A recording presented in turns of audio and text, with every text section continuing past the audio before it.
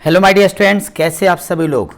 मैं लालजीत यादव आप सभी के लिए पेट अगले एग्जामिनेशन के लिए 16 अक्टूबर की शिफ्ट फर्स्ट की क्विक आंसर की लेकर आ गया हूँ। माय डियर स्टूडेंट, इस वीडियो को बहुत फास्ट तरीके से देने का उद्देश्य ये है कि जो अभी हमारे स्टूडेंट करके आए पहले वो अपना आंसर मिला लेंगे और साथ ही साथ सेकेंड मीटिंग में जो लोग जा रहे हैं देखने एक बार वो देख लें, और ताकि उनको ये पता चल जाए कि जो कल का पेपर था 15 अक्टूबर का, चाहे मॉर्निंग शिफ्ट का या इवनिंग शिफ्ट का, उससे कुछ भी अलग आज की शिफ्ट का नहीं आया। तो तय है कि आज शाम वाली शिफ्ट में भी पेपर पिछले पैटर्न पर ही आधारित होंगे। तो मैं इसमें इस वाले हिस्से में केवल आपको आंसर्स बताने जा रहा हूँ। फटाफट कैसे आया ये सारा डिटेल आज रात 10 बजे से। तो आप सारे के सारे लोग लौट आओगे, कल वाले आज वाले सारे लोग। तो आज रात 10 बजे से पूरा डिटेल में एक एक प्रश्न को डिस्कस करेंगे आपके साथ। तो आप सभी लोग मत भूलिएगा, एक हिस्सा में पूरे मैथ के सारे क्वेश्चन कराऊंगा, रीजनिंग कराऊंगा, ग्राफ के और टेबल के। तो आज चलिए मैं फटाफट आपको मैथ, रीजनिंग, ग्राफ और टेबल की आंसर की आप सबकी तरफ से पेपर मिलने में थोड़ी सी देर हुई, अन्यथा हम बहुत पहले बना के भेज देते, लेकिन कोई बात नहीं फ्रेंड्स। चलिए अब से सभी लोग फटाफट मिला लीजिए। पूरा डिटेल में एक एक प्रश्न का उत्तर जानने के लिए रात को आप हमारे साथ लाइव जुड़िए, पूरा हम कंप्लीट डिस्कशन करेंगे। आज के सारे पार्ट हमने दे दिया है, आप सभी लोग जो ना देखा होगा पिछली सारी शिफ्ट के क्वेश्चंस को देख लेगा। मैं यहाँ सीधे सवाल पढ़ूंगा, किसका क्या आंसर बनेगा वो हमने सॉल्व कर लिया है। हम सीधे आपको आंसर बताते चले जाएंगे, कैसे आया, क्यों आया, ये पूरा कंप्लीट रिलैक्स माइंड में हम डिस्कस करेंगे। रात को मज़े ले लेके समझेंगे, सब बातें आपको बताएंगे कि जो कुछ पढ़ाया लिखा उसी के पैटर्न पर सारी बातें आई हैं। इसकी गवाही कमेंट करके आप खुद देंगे। ये बहुत ही छोटी सी वीडियो जिसमें फटाक से हम सारे क्वेश्चंस के आंसर आपको क्लियर करने जा रहे हैं। तो देर किस बात की, शुरू कर देते हैं। जरा देखिएगा, सबसे पहला सवाल ग्राफ से जुड़ा हुआ यानी टेबल का है। कहता है कि नीचे दी गई जो तालिका है गरीबी रेखा में लिंक के आधार पर 5 राज्य हैं A B C D E के जनसंख्या का प्रतिशत विवरण दिया गया है। ये थोड़ा बहुत क्लियर नहीं दिख रहा होगा आपको, लेकिन ठीक कोई बात नहीं है, ऐसा ही पेपर आपने भेजा भी है तो टेंशन नहीं है। अब आप देखिए इसके बारे में डिटेल पहले मैं चर्चा कर लूँ, फिर एक एक प्रश्न पर आऊँगा। तो यहाँ पर आपने देखा कि ये सारे ए बी सी डी के संबंध में डेटा दे दिए गए। अब एक गरीबी रेखा के नीचे वाले जनसंख्या का प्रतिशत दे दिया गया है। अब इसी डेटा के बेस पर जो पहला प्रश्न होगा मैं उसका आंसर देना चाहूँगा आपको। ये रहा आपके पास क्वेश्चन, किसी राज्य सी के लिए गरीबी रेखा के ऊपर, तो गरीबी रेखा के ऊपर आने वाले पुरुषों की जनसंख्या 1.5 मिलियन है, तो राज्य सी की कुल जनसंख्या कितनी होगी। अब यहाँ राज्य सी की जनसंख्या कितनी होगी, आपका जो भी सेट होगा, इस नाते मैं आंसर मिलाते जा रहा हूँ। मेरे पास जो सेट है उसके हिसाब से इस प्रश्न का उत्तर आपको दिया जाएगा 5 मिलियन आएगा। इसका आंसर कितना आएगा भाई, 5 मिलियन आएगा। ठीक है, चलिए अगला क्वेश्चन हम देखेंगे तुरंत। राज्य डी, अगर हम राज्य डी की बात करेंगे तो राज्य डी में गरीबी रेखा से ऊपर आने वाली महिलाओं की संख्या, जबकि राज्य डी की जनसंख्या 7 मिलियन है, सो इसमें करेक्ट आंसर आएगा 2.4 मिलियन, 2.4 मिलियन। नेक्स्ट क्वेश्चन आप लोग देखते जाओ मेरे साथ में। क्वेश्चन नंबर नेक्स्ट यानी थर्ड होना चाहिए ना, तीसरा, क्वेश्चन नंबर 3 इसी के बेस पर, हाँ यहाँ से होगा तीसरा ये रहा आपके पास। राज्य सी की कुल जनसंख्या 4 मिलियन है, तो राज्य सी की कुल जनसंख्या कितनी दी गई है, 4 मिलियन। तो राज्य सी में गरीबी रेखा के ऊपर आने वाली महिलाओं की कुल संख्या, रेस्टोरेंट इसमें 1.8 मिलियन आपका करेक्ट आंसर आएगा, 1.8 मिलियन।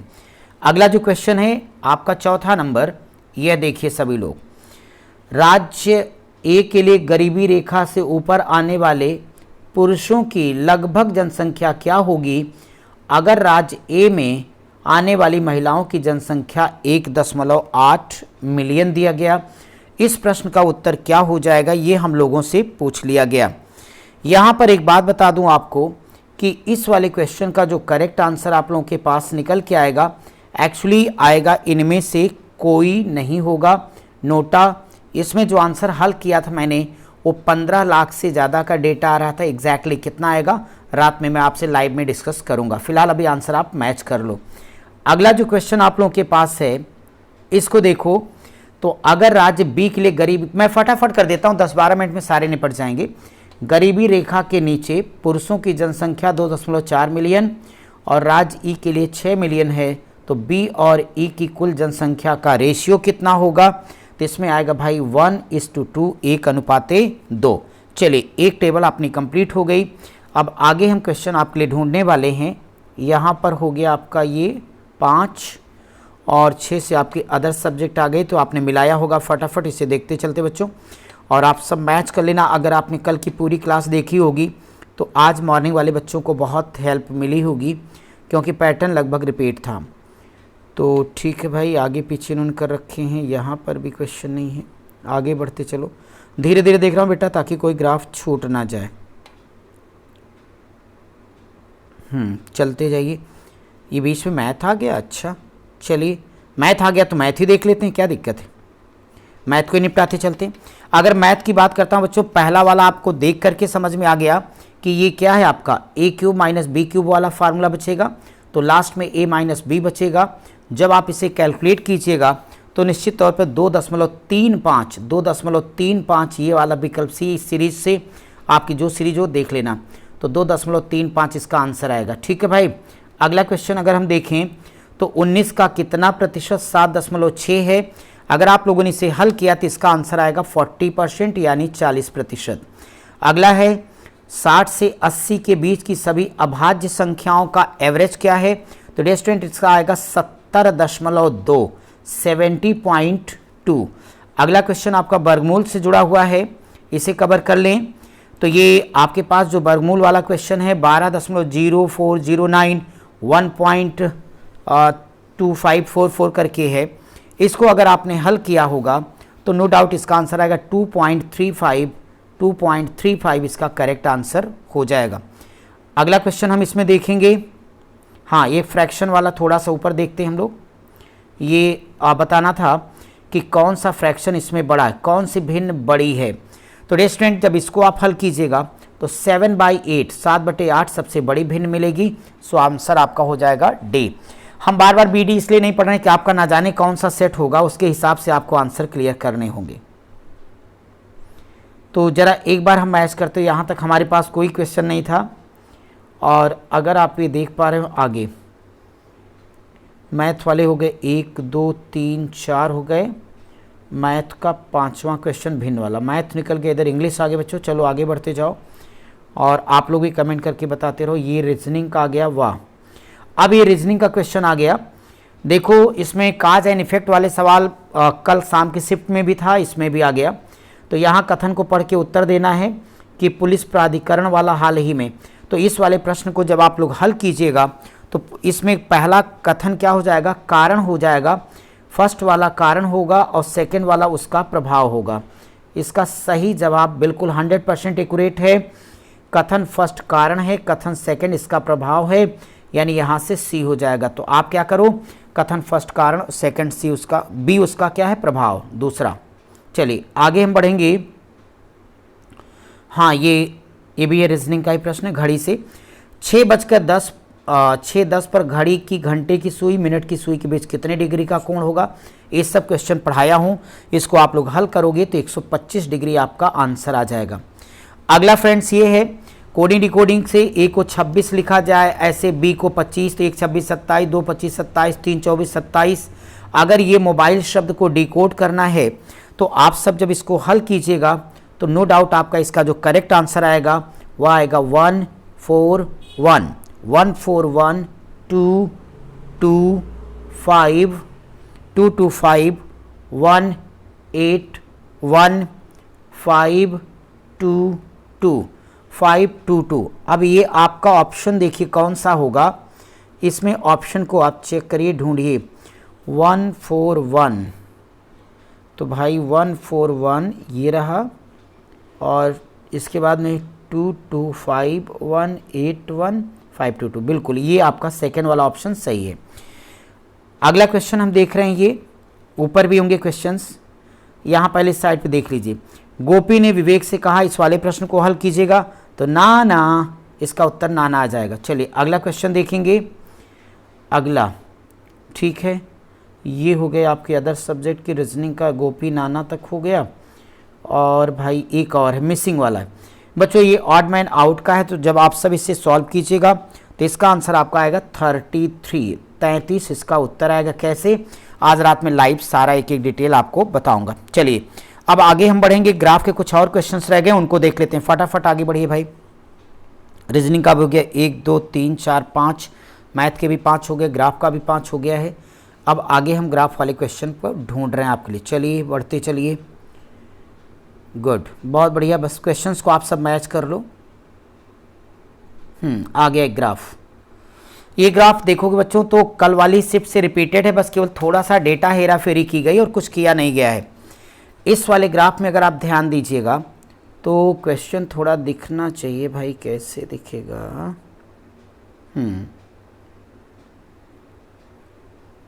हाँ, आप सब देखना जरा। तो इस ग्राफ को आप अगर देख पा रहे हैं तो यहाँ पर भी बेस डिजिट आप सबको लिख करके दिया है। पहला प्रश्न 2012 से 13।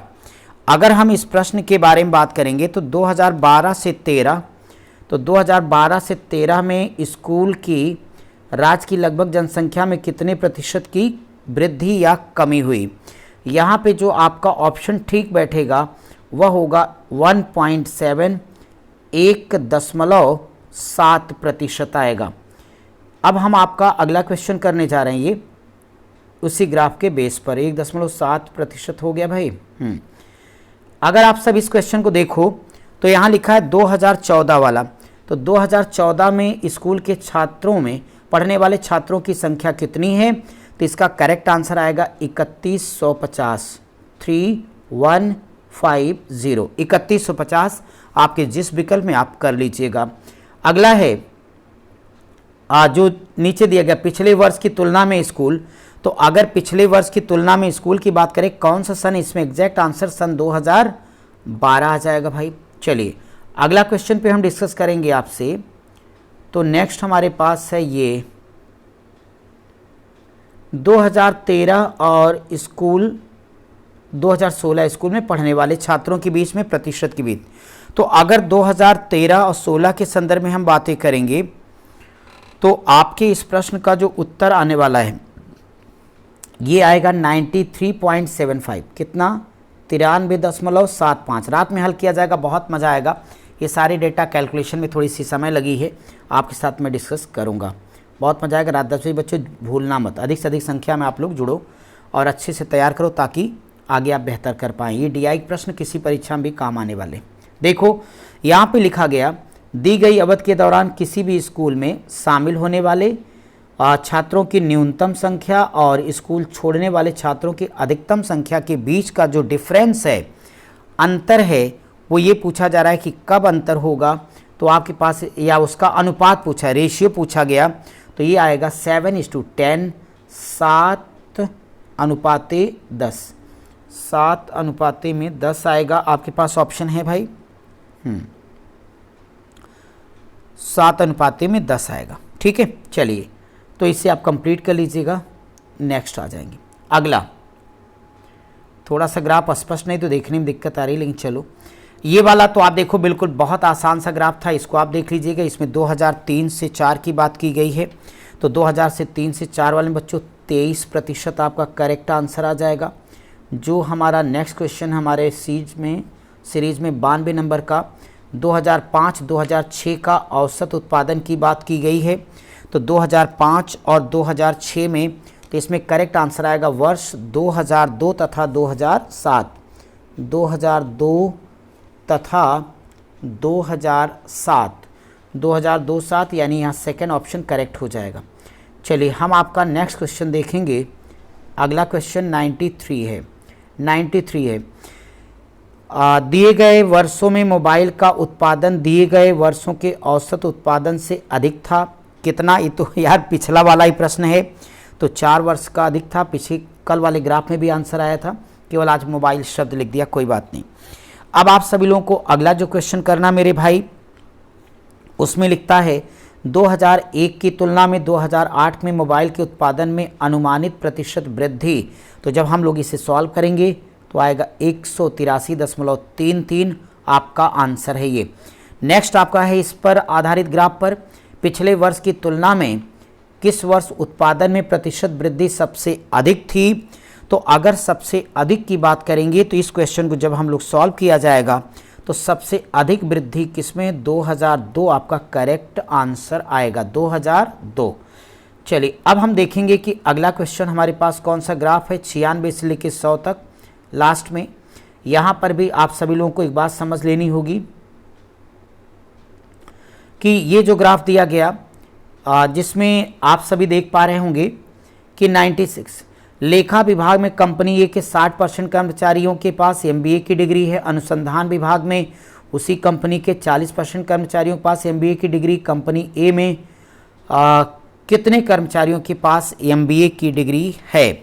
यहाँ पे अगर कितने कर्मचारियों के पास एमबीए की डिग्री है तो करेक्ट आंसर ऑप्शन 77 विकल्प डी आएगा, यानी इसमें आंसर होगा 77 कर्मचारियों के पास ऐसा है। अब हम आपका ये 97 यहाँ से देख रहे हैं भाई, 97 नंबर का प्रश्न। यहाँ पे अगर हम 97 नंबर की बातें करेंगे आपसे तो मेरे स्टूडेंट ये कहता है कि कंपनी ए और सी दोनों के लेखा विभाग में कार्यरत कुल पुरुष कर्मचारियों का कंपनी आरडी बीडी के अनुसंधान विभाग में कार्यरत कुल महिला कर्मचारियों से रेशियो पूछा गया। अगर कुल महिला कंपनी बी की जो महिला कर्मचारी हैं इनमें रेशियो पूछा जाएगा तो आप सबका इस प्रश्न का जो उत्तर आने वाला है वो आएगा 208:115। ये विकल्प आपका सही हो जाएगा। क्वेश्चन नंबर नेक्स्ट अगर आप ग्राफ का देखिएगा तो ये सभी कंपनियों डी को छोड़कर, तो जब सभी कंपनियों की बात करोगे उसमें आप डी को छोड़ने की बात करते हो, तो इस वाले प्रश्न को पूरा हल कीजिएगा तो आपका करेक्ट आंसर 138 आएगा। कितना, 138 आ जाएगा।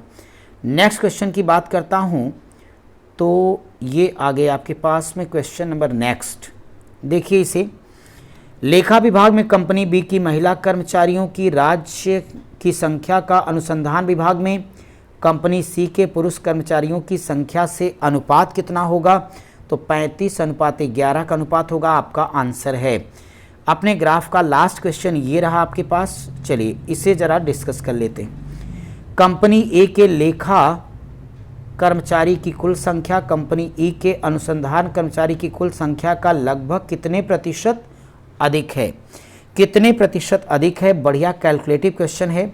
जब इसे हम लोग लगाएंगे तो 234.29% आएगा, 234.29%। तो प्रिय विद्यार्थियों आज ये रहा आपका 16 अक्टूबर शिफ्ट फर्स्ट यानी मॉर्निंग का पेपर का मैथ रीजनिंग ग्राफ तालिका का हल। इसका पूरा डिटेल और शाम वाली शिफ्ट का पूरा कंप्लीट व्याख्या हम रात 10 बजे से नॉन स्टॉप लाइव बोर्ड पर करेंगे। तो आप सभी लोग आके कॉपी पेन के साथ आइए, पेपर लेके आइए। कितने थके हैं, कहाँ से आए, कोई इशू नहीं है, पढ़ना है, आगे बढ़ना है। जब तक हाथ में ज्वाइनिंग लेटर नहीं तब तक आराम हराम है। चलिए मिलते हैं रात 10 बजे लाइव और डिटेल समझने के लिए।